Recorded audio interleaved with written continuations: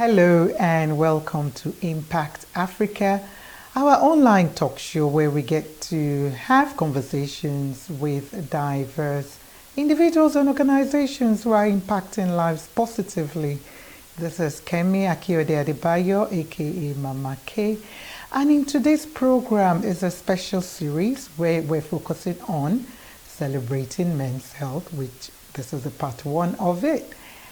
And as we all know, men normally need a little bit of encouragement talking about their health. Many avoid checkups, going to the doctors, going for annual health visits, and a lot of other stuff. And yeah, they normally don't want to talk about health generally. And in 2003, I believe this campaign called the Movember was started by 4 founders in Australia who basically were wanting to use men growing their mustache as a way to focus on men's health, to raise awareness of men's health and to change men's health, particularly on things like prostate cancer, testicular cancer, and so on. So they were asking a lot of men to grow, mustache, and then, for the month of November. So we're doing a little bit different. And I know in June as well, there's National Awareness of Men's Health in June, which is normally done around the time of Father's Day in different countries, particularly in America. So we just felt we wanted to focus on men's health for this month of November as our special series. And in today's program, you will see me interviewing 2 wonderful men. One is Pastor Barry Wugale. He's a writer, activist, and a pastor. He stays in Cape Town, South Africa. And our other featured guest is Dr. Ayibatonye Owei, who lives in South Africa and Nigeria. He's a medical doctor and an entrepreneur and was the former Commissioner of Health in Bayelsa State in Nigeria. So Pastor Barry will be sharing, what health means to him personally, while Dr. Owei will be giving us tips and solutions on what our men, can do. Enjoy.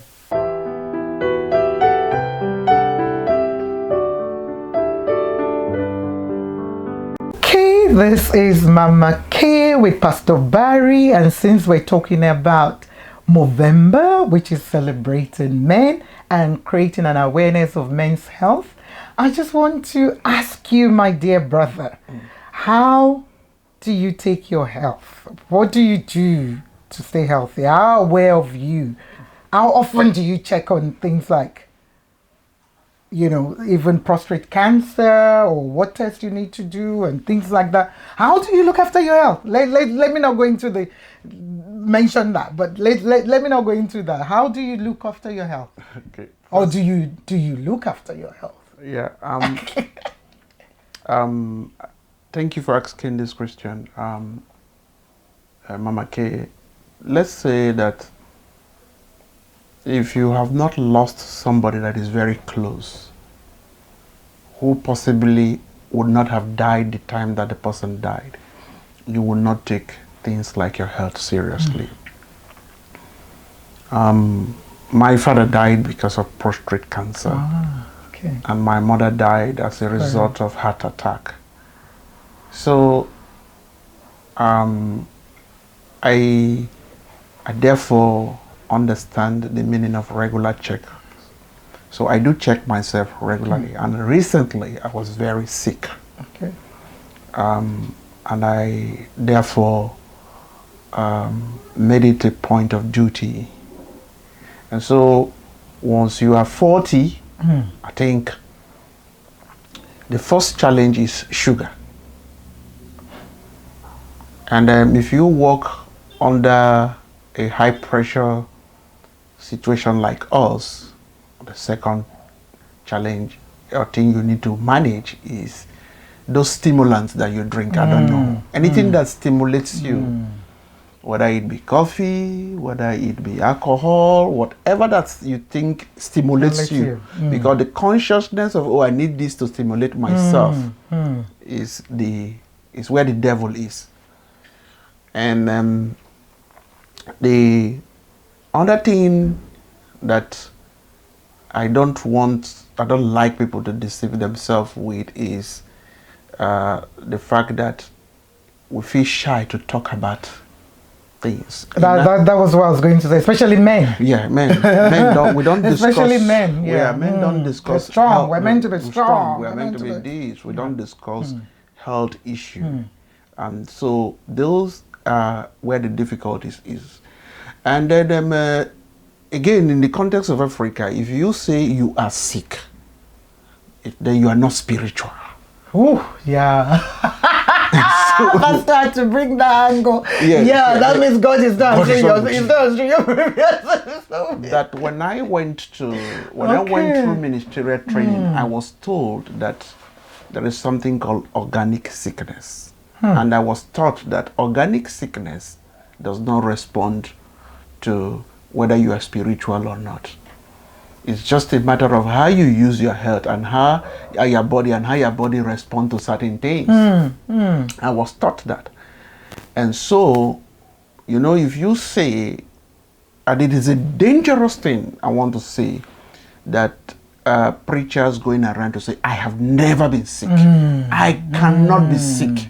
That is a dangerous thing, because your faith and your covenant is not everybody's faith. So you're sending the wrong message. You're sending the wrong message. So don't make the fact of whether you have been sick or not a spiritual license or endorsement of this thing. So let's encourage people to say, go for checkup. So we're talking to men.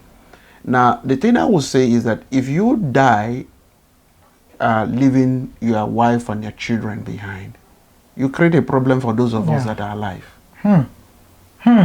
Yes. So that means those of us that are alive need to encourage the ones who don't to leave. You have to leave, because you are the one that married that wife and had that So children. we must force them. By fire, by force. Go and check your health. Check yourself. Okay. Yes. Okay. You have to take care of yourself and then make sure. And then, so specifically, I played soccer when I was young. Oh, really? Yes. What number? What position? I used to be a defender. I used to be a defensive midfielder. Okay. So I played soccer when I was young. And so what I do is that when I have time, I make it a conscious decision, especially because I live in a community now.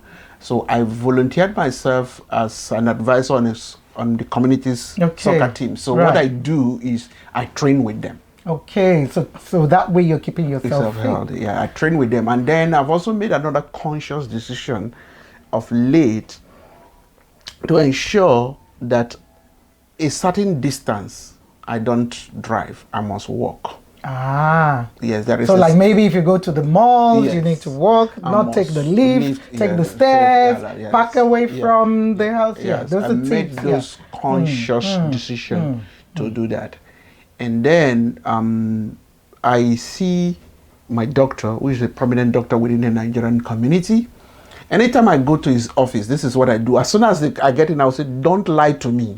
Tell me the truth. Tell me the worst case scenario. I always tell him that. He'll say, Pastor. I said, no. Tell me the worst case scenario. I want to know. Because then you're able to then you are happy. Don't tell me this thing. And then, let me put it this way. Recently, during the during this lockdown, I find myself that I was medically challenged. I called the people that work with me in the church and I told them I'm not going to be preaching anymore for some time. So if you people cannot preach to yourself and preach to me, forget about it. We can close the church. So I do not. And one of the ways that I take care of myself is that I do not tell myself that if I don't preach, that The they are, whole problem. no, I don't do Yeah, that. so you make that conscious I make effort decision. again. Yeah. So again, so I don't go, and then I've also told myself that at my age now, anything that I cannot say in a message of 25, 30 minutes, I will not be able to say it. So I don't also want to preach for 3 hours, 2 hours. Make sure I calm down in terms of the way I communicate, and not so. These are some of the things that You're doing. I'm doing. Hopefully, it might work for some people. It might not work for some people. And I never used to. Maybe 20 years ago, 15 years ago, when the young person or younger person, drinking water was a problem. But now you have to force myself, and then I got a very serious reason or result or outcome, because when I did those things, when I fell sick and I improved on those things, when I went back to the hospital where they ran all the tests, so the person was asking me, said, if I was not the person that did the test and I looked at the result, I would have said it's a different person. Okay. Wow. So in fact, he said they would like to invite me to come and give a talk, because he asked me what I did. Then I just recanted some of the little steps that I took, and the difference was huge. Wow. You've heard it from Pastor Barry. You have to make the conscious effort, little steps to be taken, rather than, go on the lift, take the stairs, park far away, do walks. Make the conscious effort, he said. But you drink lots of water. He, like he said, he lost a father, through prostate cancer. Do regular checks. How often are you supposed to check again?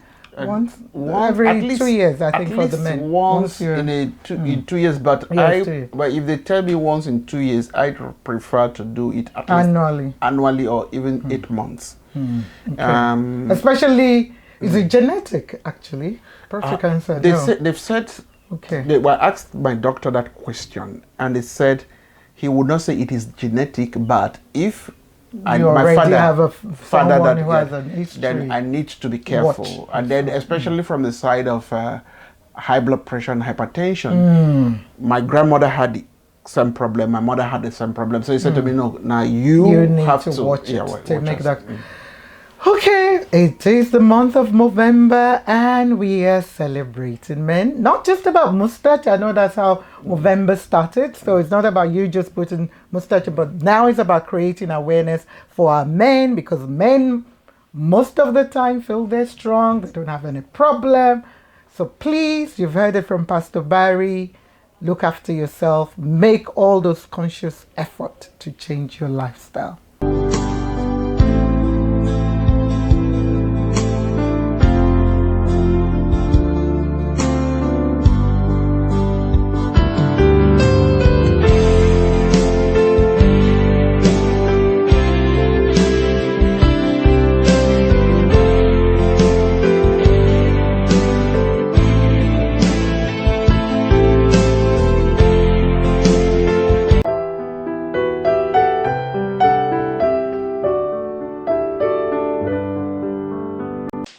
Welcome, and this is Mama K, and since we're still celebrating the month of November, which is known as Movember, celebrating men's health, and to conclude the special series is Dr. Ayibatonye Owei, who is a medical doctor and an entrepreneur who is joining us from Abuja in Nigeria. My brother, welcome. How are you?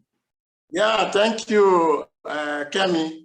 I'm very glad to be part of this program. And I have always known Kemi as a very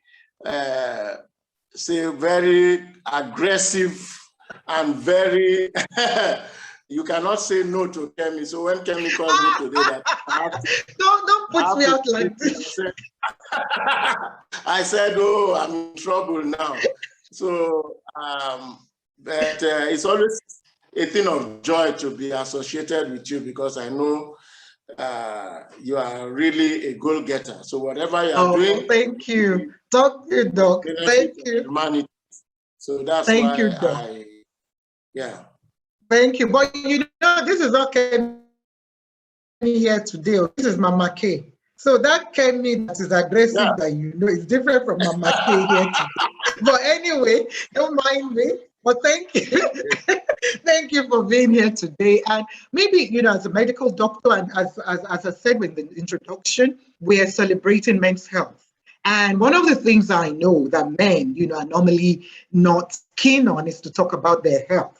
So what I want you to do, but I want to know, you know, a little bit about you, just, you know, at the beginning here, if you tell us about yourself, because your name is unusual, Ayibatonye. I don't even know what it means. So I want to know what it means, and which state you're from in Nigeria, and just, you know, just a brief introduction on yourself. Then what I want you to then do is just to share with us tips and solutions to men's health. How can we get men, you know, to talk more about their health, to look more about, you know, to look for things, and, you know, anything you want to share with us? Yeah, I am, the meaning of my name is the will of God Almighty. Okay. Or what the Lord wills, you know. So that is Ayibatonye. I am a medical doctor, and then also an entrepreneur, as you have said. I'm based in partly in Nigeria and partly in Cape Town, South Africa. And I travel to different parts of the world. I've traveled to as many as 46 countries. And, really? Wow. Yeah. Good. I have lived in Nigeria, in South Africa for 16 years, South Africa, Germany, 8 years. I speak German, English, and a little bit of Yoruba, and then a little bit of my language, which What is your language? Ijo. Okay. Yeah. So which state are you from? Niger Delta, which is okay. And I do business in Nigeria and do some consultancy in the medical section. My company mainly deals with executing projects that are of infrastructural nature to improve on the infrastructure in Nigeria. And I was also the Commissioner for Health in Bayelsa State in Nigeria. Awesome. Thank wow. You. In fact, before we go into the men's health, you are so skilled and experienced, and, you know, I believe, you know, there's a lot, you know, that you've done, and I really will want to do a full program at some point. So, but I know this one is focusing on specifically on men's health, and in your role, you know, as Commissioner for Health before, and a medical doctor. So, what are some of the, you know, solution to men's health in terms of why do men even don't want to talk about their health or do anything about their health? And what can we do? You know, what are some of the, you know, mainly men's health issues? Yeah, the men's health issues, actually, you see, men are very, you know, we normally need to be cared for by women or by our children or by our environment. Usually, we are the careless sex among gender, you know, the careless gender. You know, we take things in a carefree way, and so we are exposed to a lot of health challenges. At the same time, we are also the people who have to bear a lot of the pressures in the society, financially, to cater for the home, for the family, for children, for our relations, and so on and so forth. So that already exposes us to a lot of risks for a lot of diseases and problems in the society. So some of the main factors that we have challenging us are actually associated with our lifestyle, you know. Lifestyle. If you look at a lot of the health challenges we have as men, there is a common denominator which has to do with lifestyle. For instance, you have things like what we call cardiovascular disease, which is what you normally call like heart disease, hypertension, you know. There are other things like high cholesterol, diabetes, some forms of cancer, anxiety and depression, which on the extreme side leads to things like suicidal tendencies, and people end up committing suicide. You know, you have about 800,000 suicides yearly being committed worldwide, you know, and it's a very, very serious thing. And so we have all these health factors, but the challenges in most of them, as I say, have to do with lifestyle. Yes. For instance, in order to have a good lifestyle, you should eat properly. You should eat a balanced diet. Okay. And that, what do I mean by a good diet? That is diet that is high in vegetables and fruits, and low in processed things, processed meals, and then also foods that are not too high in fat, you know. Right. So because when you take this type of meals, then other factors that expose you to some of these diseases I've mentioned, like high cholesterol.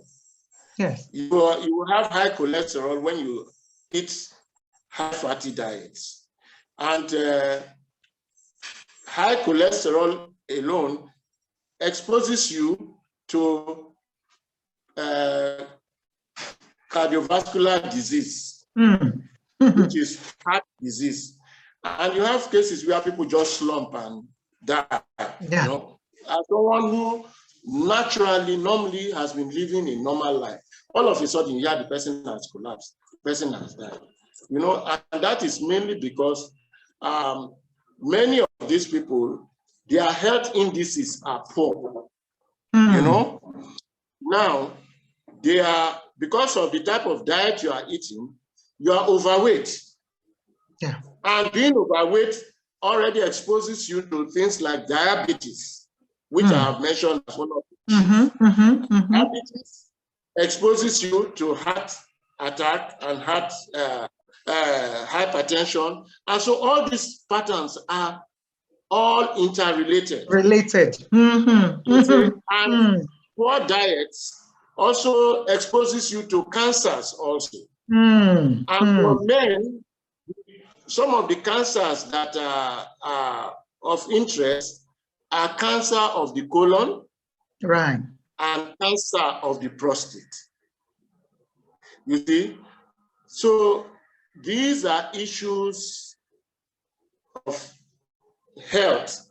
Lack of exercise, for instance, also exposes you to anxiety, exposes you more to high blood pressure, exposes you more to heart diseases.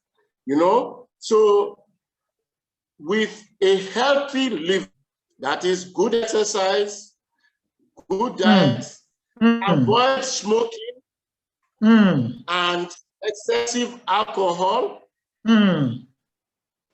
remain connected with people and family. Why do I say remain connected with people and family? Because the pressures of our society is so much that if you remain disconnected from family, disconnected from friends, then you have a situation where these pressures are likely to overwhelm you. And then you'll not be able to have that balance, which comes from family support from friends. And then you have situations where you go into depression, you have anxiety, and then on the extreme, you have situations where you go on and commit suicide. And then nobody knows why. Very often you have people, you see someone who is living normally, he's around, living normally. The next time you just hear that the person has committed suicide. Nobody even knows about this problem. Your problem. Yes. But for people who are connected, you see, and that is very important, especially in the African society. Yes. You see, we have the advantage in the African society that we have a lot of family support. You see, that family support reduces the impact of the stress that we have in our society. Unfortunately for us too, in the African society, they are more exposed to poverty. So many people cannot live above the poverty line. And so we also need that support a lot more than in the Western world. So it's a way to strike a balance. A balance. I'm going to, because of time, and I'm just, worried that there's a lot you've said, and like I've said, we're probably going to have a full-length, program with you. And for me, what you're touching on, all the interrelative kind of factors, that men probably don't even talk about.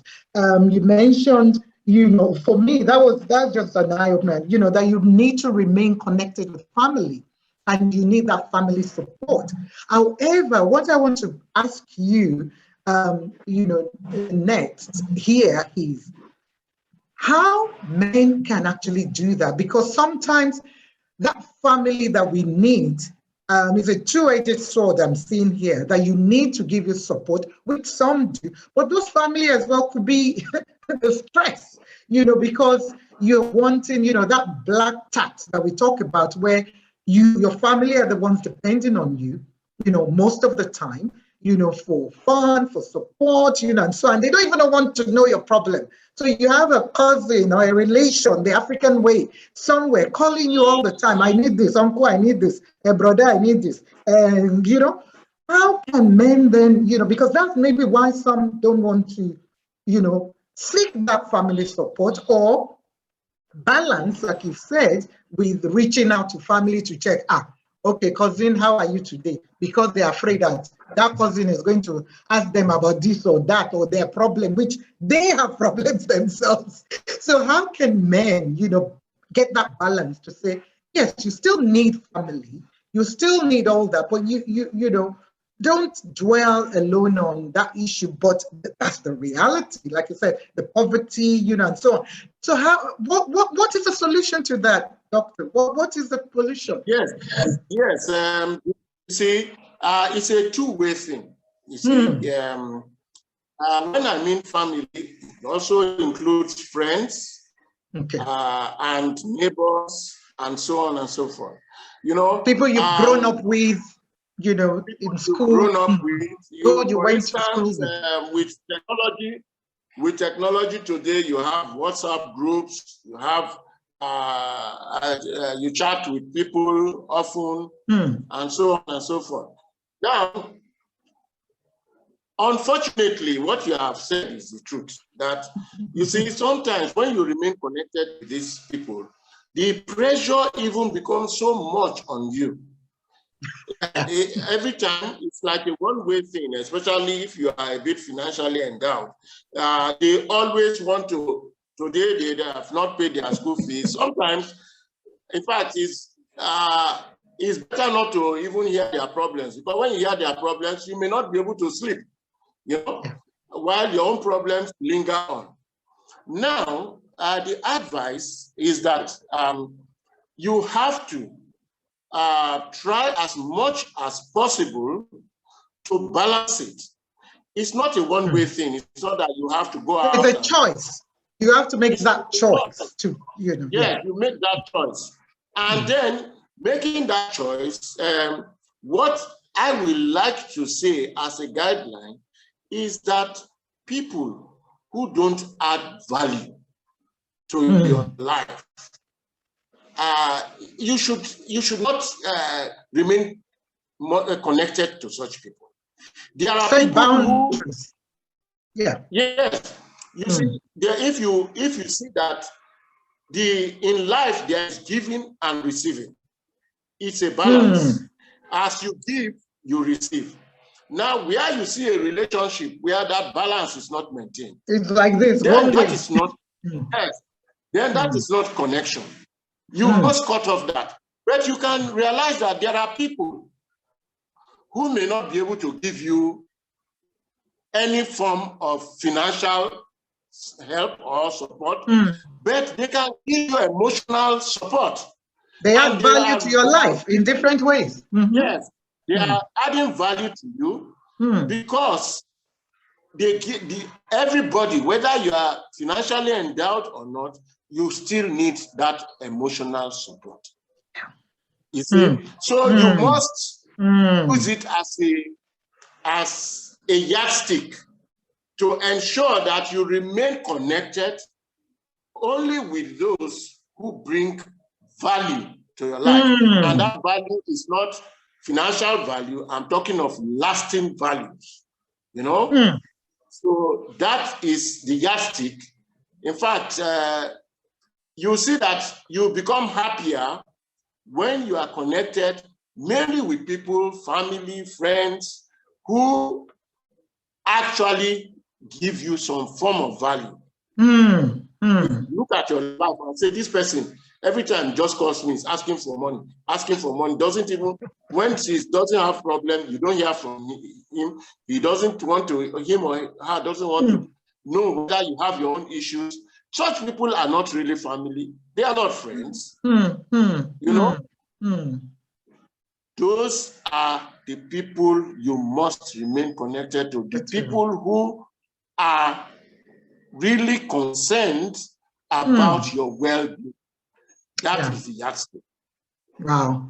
Thank you so much, Doc. Wow. It has been short and to the point of what, tips and what we could do, lifestyle changes, you said, your diet, some, exercise and what we eat, avoiding smoking and excessive alcohol, remaining connected. And I think for me, that is actually a key part, of what we sometimes forget, remaining connected to people who add value to your life. Thank you so, so much. It has been awesome. Thank you for all you're doing in the community, in South Africa, in Nigeria, all over, other places that you have impacted life through your work, in Germany, and so on. And, the fact that you can speak a lot of languages, wow, I'm just amazed. Nigerians, we're so sharp and intelligent. So how do you say, what do I want to say in German now before I embarrass myself? How do you say, what is my name? Let me start with simple. What is my name? Or what is your name? What is your name? Wie heißen Sie? Okay, wie heißen Sie? Wie heißen Sie? Okay, so if I want to say my name is Kemi, how would I reply? Or my name is Mama K. Let me use I'm here now. My name is Mama K. How will I say that? You either say ich heiße Mama K, or you say ich bin Mama K. Ich heiße Mama K. Okay. I think I like that first one. Ich heiße Mama K. Okay, and how do I say thank you in German? How do I say thank you? Danke, or vielen Dank. Okay, vielen Dank. So, danke, Dr. Ayibatonye Owei. It's been a pleasure and an honor to have you for this special series where we're talking about men's health and celebrating men's health, for this month of November, known as Movember. Till next time, you guys, Mama K signing off.